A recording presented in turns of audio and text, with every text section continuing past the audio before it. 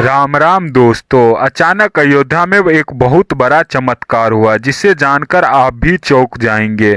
वैसे तो अयोध्या में बहुत बड़े बड़े चमत्कार हो चुका है जिसे आप सभी लोग जानते हैं। जो अयोध्या में सबसे पहले गिद्धों का झुंड का देखा जाना, उसके बाद भालुओं का झुंड को देखा जाना, नागों का झुंड का देखा जाना, और उसी के साथ साथ प्रभु श्री राम के परम भक्त हनुमान जी भी पहुंचे थे। साथ ही प्रभु श्री राम के छोटा भाई लक्ष्मण जी पहुंचे थे। इन्हीं के साथ साथ भरत भैया भी पहुंचे थे। और अयोध्या में इससे भी ज्यादा से ज्यादा चमत्कार देखने को मिला है, लेकिन यह चमत्कार के बारे में जानकर आप भी चौंक जाएंगे। वैसे आप लोगों को पता होगा कि प्रभु श्री राम के प्राण प्रतिष्ठा में जलाने के लिए 108 फीट लंबी अगरबत्ती जिसे वडोदरा से लाया गया है, 108 फीट लंबी अगरबत्ती जिसे वीर भार्गव ने वडोदरा में बनाया था। इतना ही नहीं, प्रभु श्री राम लला के मंदिर में बजने वाला घंटा जो 2100 किलो का है वो भी अयोध्या पहुंच चुका है। उसी के साथ साथ प्रभु श्री राम के प्राण प्रतिष्ठा में जलने वाला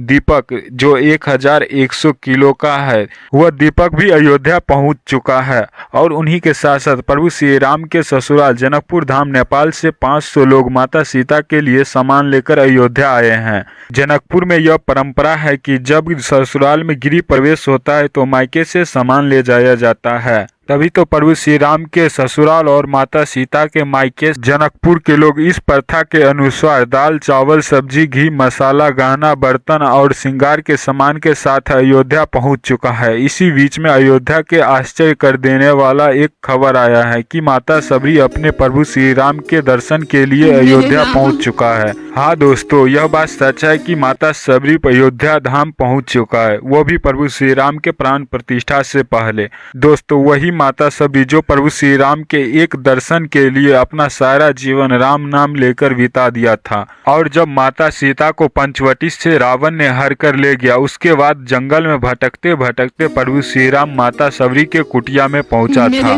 तब जाके माता सबरी को प्रभु श्री राम जी का दर्शन हुआ था। आपको बता दे कि माता सबरी प्रभु श्री राम जी का बहुत बड़ा भक्त थी। वह अपने प्रभु के लिए एक भजन भी लिखा था। परम भक्त माता सबरी ने अपने प्रभु श्री राम के लिए रास्तों में फूल बिछाकर रखता था ताकि उसके पाँव में छाला न पड़े। और अपने प्रभु के लिए वो एक मीठा भजन भी गाया करता था। उसी भजन को लेकर अभी के बहुत से गायक उस भजन को दोहराया है। वह भजन भी हम थोड़ा सा आपको इस वीडियो में सुना देते हैं। इससे पहले अगर हमारे YouTube चैनल पे नए हैं तो प्लीज़ हमारे YouTube चैनल सनातन बचाओ को सब्सक्राइब कर लें, और वीडियो अच्छा लगे तो वीडियो को लाइक करें और शेयर जरूर कीजिए। मेरे झोपड़ी के भाग आज खुल जाएंगे, राम आएंगे। मेरे झोपड़ी का भाग आज खुल जाएंगे, राम आएंगे। राम आएंगे तो अंगना सजाएंगे, राम आएंगे तो अंगना सजाएंगे। यह वही भजन था जिसे माता सबरी ने अपने प्रभु श्री राम के लिए रोज गाया करता था और रास्ते में फूल बिछाया करता था। आप भी जानते होंगे कि माता सबरी को पिछले 2 जन्मों के इंतजार के बाद जाके प्रभु श्री राम जी का दर्शन हुआ था। आपको बता दें कि यह कथा तब की है जब माता सबरी पूर्व जन्म में एक अप्सरा थी जो देवराज इंद्र के किसी समारोह में उपस्थित थी। उसी समारोह में भगवान विष्णु का आगमन हुआ था और वो भगवान विष्णु के प्रति अनुरूप होकर और उन्हें बिना पलक झपकाए देखता रहा। यह देखकर देवराज इंद्र को गुस्सा आ गया और वह गुस्से में आकर अप्सरा को श्राप दे दिया कि तुम मनुष्य जाति के निचले जाति में जन्म लेकर दुख दर्द सहन करोगी। तब जाके वही अप्सरा एक भील राजकुमारी के रूप में जन्म लिया था और उनका पिता का नाम था आज जो एक भील का मुखिया था, और उनके माता का नाम इंदुमती था और उनका नाम सरवना थी। ये सब भील जाति से संबंधित सबर समाज के लोग था, इसीलिए सरमना को सबरी कहते थे। माता सबरी के गुरु मतंग ऋषि थे। आपको पता है कि माता सबरी मतंग ऋषि का शिष्या कैसे बनी थी। इनके पीछे भी एक कथा है। यह कथा उस समय की है जब सरमना अर्थात माता सबरी युवा अवस्था में पहुंच गया था। तब सरमना के पिता अज ने अपने भील के लोगों के कहने पर अपने पुत्री सरमना की विवाह अपने पड़ोस के भील के राजकुमार के साथ तय कर दिया। विवाह के समय जब नजदीक हो गया तब सरमना के पिता महाराज अज ने अपने पुत्री के विवाह में सम्मिलित लोगों और उनके दहेज के लिए बहुत जीव जंतु को लाया था। कुछ समय बाद सरमना जब अपने घर से सहेली के साथ बाहर आया तो देखा कि अपने घर के बाहर खूंटे से बहुत सी जीव जंतु बांधा हुआ है।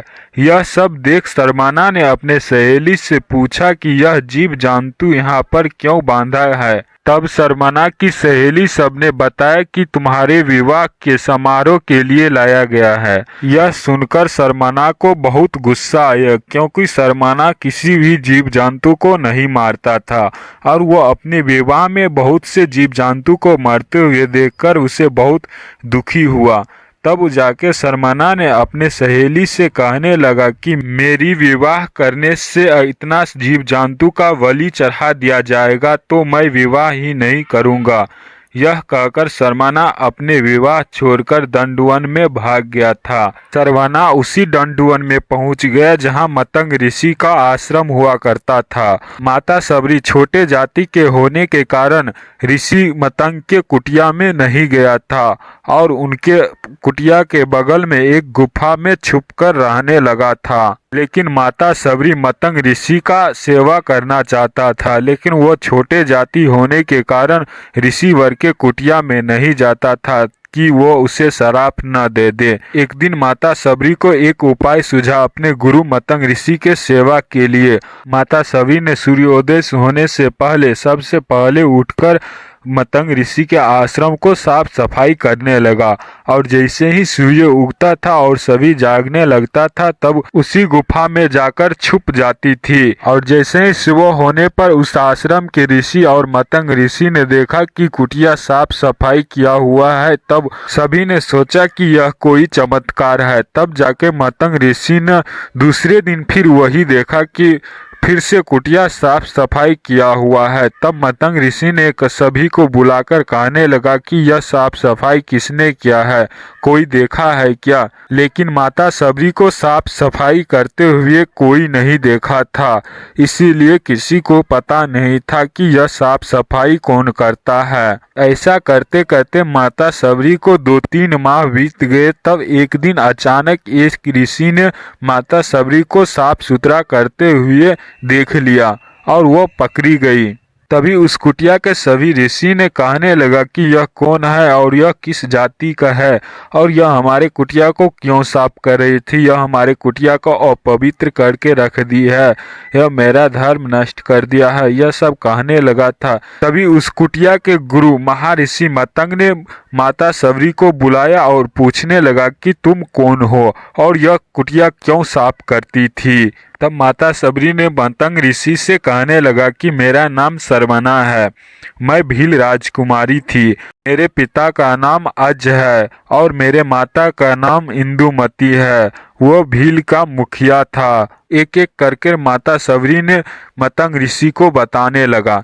तब जाकर मतंग ऋषि ने यह सब सुनकर माता सबरी को अपने कुटिया में रहने का आदेश दे दिया। और जब मतंग ऋषि अपना शरीर त्याग कर परम धाम को जाने लगा तब माता सबरी ने उनके साथ जाने की आज्ञा मांगी। मतंग ऋषि ने माता सबरी से यह कहकर मना कर दिया कि प्रभु श्री राम इसी रास्ते से अपने भार्या माता सीता को खोजते हुए आएगा और वो आपसे मिलकर आपको परम धाम की सुख प्राप्त करेगा, परम भक्ति का ज्ञान देगा। यह सब कहकर मतंग ऋषि ने अपना शरीर त्याग कर परम धाम को चले गए। तब से माता सबरी ने वहीं रहकर अपने प्रभु श्री राम के आस में दिन रात लगे रहते थे और उनके भक्ति भजन करते करते अचानक एक दिन प्रभु श्री राम वहां पहुंच गए और वह तब जाकर अपने प्रभु श्री राम के भजन और भक्ति में कोई प्रभु श्री राम के जन्मभूमि अयोध्या और माता सीता के जन्मभूमि जनकपुर से कुछ चौंका देने वाली खबरें आया है। चलिए इससे पहले हम अयोध्या में बनी राम मंदिर के बारे में 22 जनवरी के रामलला का प्राण प्रतिष्ठा होगी। इससे पहले नए साल पर भक्तों को प्रभु श्री राम के दर्शन के लिए लगी कतारों में लाइन। इस साल नए साल पर अयोध्या में भक्तों को उत्साह देखने मिला है। दोस्तों अब सभी को इंतजार है 22 जनवरी का। आपको पता है राम मंदिर में बनी हवनों की कुल संख्या कितनी है और राम मंदिर में कुल कितनी सीढ़ियां हैं और राम मंदिर की ऊंचाई कितनी है और राम मंदिर में कुल कितना मुख्य द्वार है। साथ ही राम मंदिर में करीबन 1800 करोड़ की खर्चा हो चुका है और राम मंदिर की ऊंचाई 161 फीट है। राम मंदिर की लंबाई 380 फीट है तथा चौड़ाई 250 फीट है। इसके साथ राम मंदिर में कुल 32 सीढ़ियां तथा 44 मुख्य द्वार है। राम मंदिर 3 मंजिल का है और राम मंदिर में कुल 1008 हवन कुंड बनाया गया है। इसके साथ ही राम मंदिर कुल 67 एकड़ में बना हुआ है। अब हम बात करते कि अयोध्या में प्रभु श्री राम के प्राण प्रतिष्ठा में कौन कौन महान हस्तियां आने वाला है। इसी के साथ प्रभु श्री राम के जन्म स्थान पर हमारे भारत देश के प्रधानमंत्री श्री नरेंद्र मोदी और साथ ही उत्तर प्रदेश के मुख्यमंत्री योगी आदित्यनाथ जी आ रहे हैं और साथ ही भारत के राष्ट्रपति द्रौपदी मुर्मू, रामनाथ कोविंद, प्रतिभा पाटिल, मनमोहन सिंह।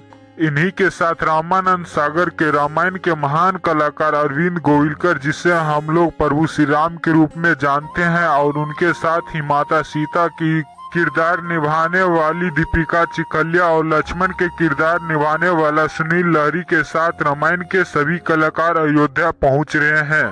और इन्हीं के साथ साथ हमारे बॉलीवुड के कुछ महान सितारे जैसे अमिताभ बच्चन, ऐश्वर्या राय बच्चन, सनी देओल, धर्मेंद्र, अक्षय कुमार, सलमान खान, शाहरुख खान, अजय देवगन, काजोल देवगन, ऋतिक रोशन, जैकी श्रॉफ, टाइगर श्रॉफ, रवीना टंडन।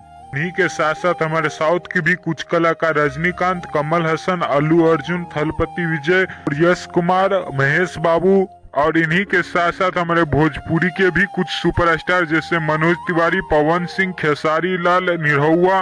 इतना ही नहीं, विदेशों से भी प्रभु श्री राम के भक्त तथा कुछ महान हस्तियां भी आ रहे हैं। और इतना ही नहीं, हमारे भारत देश के छोटे छोटे गांव शहर से राम भक्त को आने के लिए अयोध्या ट्रस्ट की ओर से ट्रेन बस बिल्कुल फ्री कर दिया गया है, ताकि 22 जनवरी को प्रभु श्री राम के प्राण प्रतिष्ठा के समय प्रभु राम की दर्शन कर सके। इससे पहले अयोध्या और जनकपुर से कुछ चौंका देने वाली खबरें आया है। खबर जानने से पहले अगर हमारी YouTube चैनल सनातन बचाओ पर नए हैं तो प्लीज हमारे चैनल को सब्सक्राइब कर ले और वीडियो अच्छा लगे तो वीडियो को लाइक करें और शेयर जरूर कीजिए। खबरें यह है कि जिसे जानकर आप भी चौंक जाएंगे। 22 जनवरी को प्रभु राम जी का प्राण प्रतिष्ठा होने से पहले ही अयोध्या में देखने को मिला है गिद्धों का झुंड और उनके साथ ही भालू, गिद्ध, बंदर, गिलहरियां भी दिखाई दिया है। प्रभु राम जी का जन्मभूमि अयोध्या में दिखाई दिया ही गिद्धों का झुंड, लेकिन इधर जनकपुर माता सीता के जन्मभूमि पर भी दिखाई देने लगा है गिद्धों का झुंड। वही गिद्ध जिसका अस्तित्व भी हमारे भारत देश से लगभग मिट चुका था, लेकिन प्रभु राम जी का प्राण प्रतिष्ठा होने से पहले ही यह गिद्ध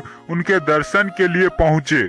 यह इतनी संख्या में दिखाई देने लगा कि आप भी इसे देखकर चौंक जाएंगे। प्रभु श्री राम के जन्म स्थान अयोध्या में उनके प्राण प्रतिष्ठा से पहले ही दिखाई देने लगा बानर, भालू, बंदर, गिलहरियां इतने ज्यादा मात्रा में दिखाई दे रहा है जो लगता है कि प्रभु श्री राम के बानर सेना फिर से उनके दर्शन के लिए वापस आ गए हैं। यह सब देखने से हमें लगता है कि यह कोई चमत्कार से कम नहीं है, लेकिन हमारे देश में आज भी कुछ ऐसे बुद्धिजीवी लोग हैं जो रामायण के होने पर ही संदेह करता है, क्योंकि तमिलनाडु के रामेश्वरम में स्थित राम सेतु को आप भी जानते हैं, जिसे साइंटिस्ट के हिसाब से मानव निर्मित कहा जाता था, लेकिन उस सेतु का निर्माण प्रभु श्री राम के वानर सेना ने लंका जाने के लिए उनका निर्माण किया था। उस सेतु में प्रभु श्री राम के नाम का इतना महिमा छुपा हुआ है कि जिस पत्थर पर राम नाम लिखकर फेंका जाता था वो पत्थर पानी में नहीं डूबता था, क्योंकि उस पुल में एक भी पिलर नहीं है, उस पे सभी पत्थर तैरता हुआ नजर आएगा।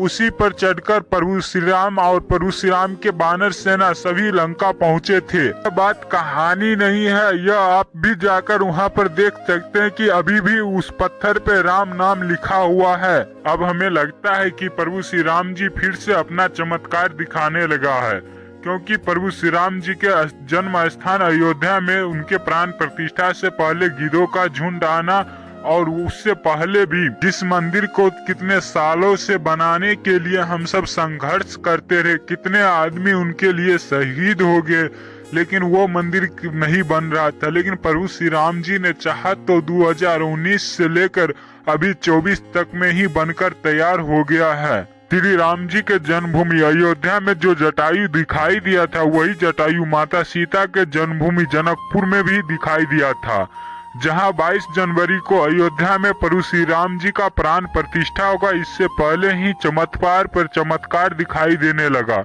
लोगों का ध्यान जहां राम जन्मभूमि अयोध्या में राम मंदिर पर टिका हुआ है, वहीं हमें लगता है कि यह श्री राम जी के यह चमत्कार से पता चलता है कि माता सीता के जन्म स्थान जनकपुर में भी चमत्कार दिखाई देने लगा है। वही जनकपुर जो प्रसिद्ध तीर्थ यात्रा में से एक माना जाता है। आप सभी को पता होगा, जो पौराणिक ग्रंथों के अनुसार माता सीता के पिता महाराज जनक के राज्य मिथिला की राजधानी हुआ करता था।